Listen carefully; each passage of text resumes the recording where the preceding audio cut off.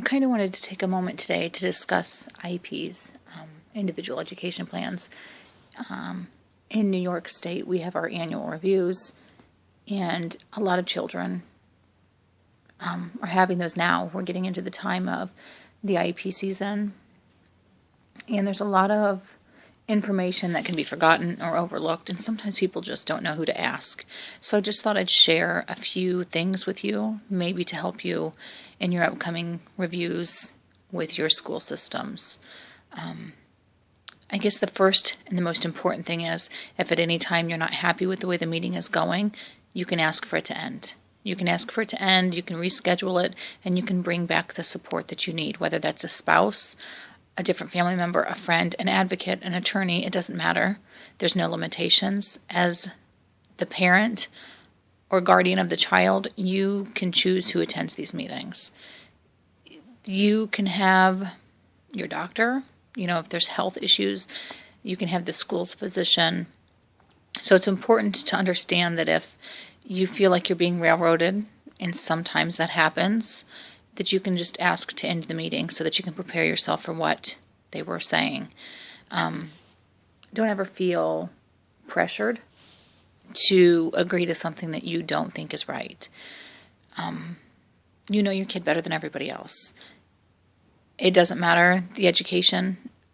In the end, you know your child. Another important thing to remember is to go in there, and it isn't a matter of what is best for your kid, unfortunately, but what is required. If your kid does better with speech therapy, but they don't require speech therapy, chances are you're not going to get it, and that's okay. There are limitations to the amount of services that can be provided, but it's better for you to understand that you need to go in there based on what your child needs. When it comes to something like speech therapy, you also have to understand that with a classification of autism here in New York State, obviously I'm not speaking of nationwide because I don't know each individual state. If you have a child that's classified with autism, they can have 5 days a week of speech therapy.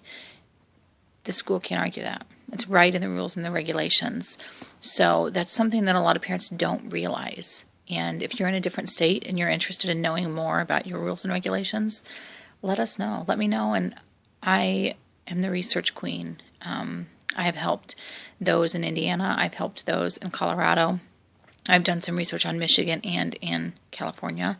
So, and South Carolina. So if you are in a different state and you want to know what your rules and regulations are, or need help deciphering what some of those things are, comment and let us know, and we'll help you out along the way as well. IEPs can be scary. Let's face it, you walk into a room of a table full of professional people who work with hundreds and hundreds of kids, and you walk in with one kid in your mind, and you can feel self-conscious, you can feel uncomfortable, you can feel outnumbered, clearly, but in the end, you matter. Your voice matters, and your child matters. And if they aren't putting your child first, then something isn't right. You need to be sure to go in educated, speak with the teachers, know what your kid is learning, both academically, behaviorally, socially. You also need to know that you have to be prepared yourself. If you're asking for a service that is unusual, or one that isn't already on their IEP, or you're asking for placement change, then you need to understand that it's your job to go and prepare it. You need to know why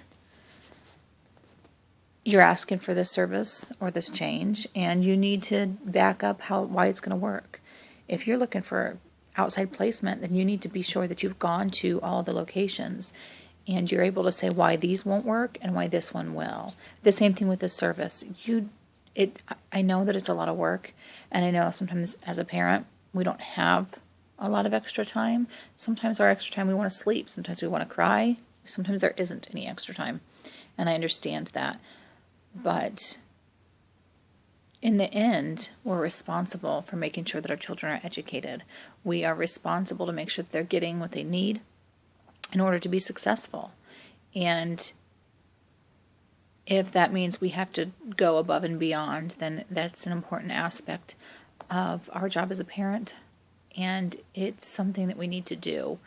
So I strongly encourage you to, do your research, find out the pros and cons of what you are asking to be implemented, and make sure that you give them so much information that they can't tell you no.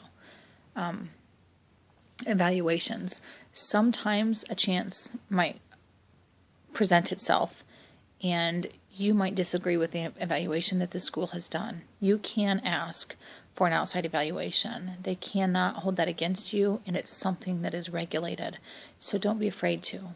Don't be afraid to ask for another evaluation if you feel the first one isn't sufficient. The most important thing is to understand that this isn't going to be easy. I have 3 kids with 3 IEPs, and they've had them for years and years and years. And I don't know that I've always gotten 100% of what we thought we should. Sometimes we ask for a service and we get it, but a lot less, and that's okay. Work with the schools.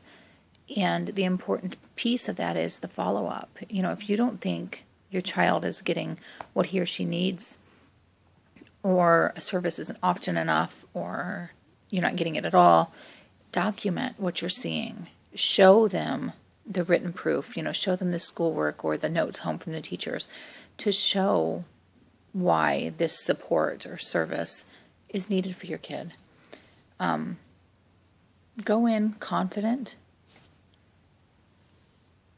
but flexible. You want to stick to your guns, but let the school know that you are willing to work with them, not against them. It's got to be teamwork. It can't be you against the school.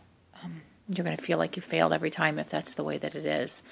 So, good luck as you go through your annual reviews, and in the end, hopefully that you are able to advocate well enough that your kid can get what he or she needs so that next year can be a great school year for them.